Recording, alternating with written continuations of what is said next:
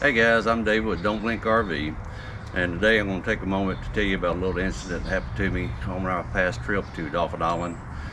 This past week, got down there, got everything set up, got the water turned on, and went to turn on the hot water heater, turned on the gas and electric, sat there for about 15-20 minutes, and then tested it, and nothing happened. So I was down there on my trip, and the first thing that happened, I wasn't going to have any hot water to wash dishes, take showers, and for me that was just an inconvenience there. Ended up costing me a $150 service charge, and I'm going to show you what was wrong, so maybe you can save a little bit of money here.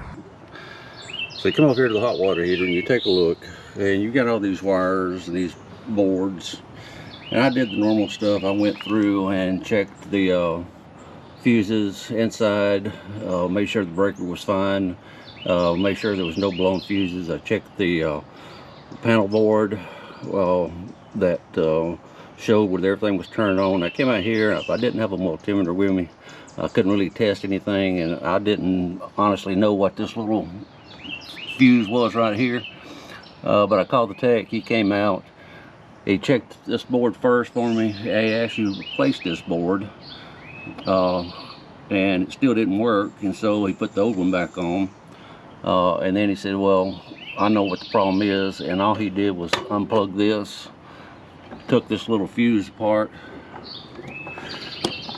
and then plugged that back on.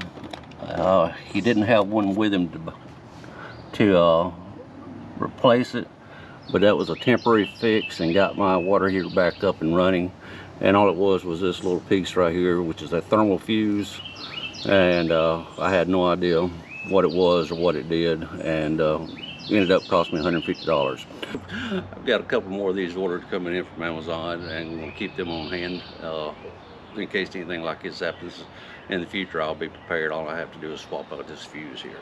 So hopefully that helps you out, and gives you something to check there. If everything else, fuses, breakers, all that seems to be working fine, check this little thermal fuse, and maybe that'll save you a service call there.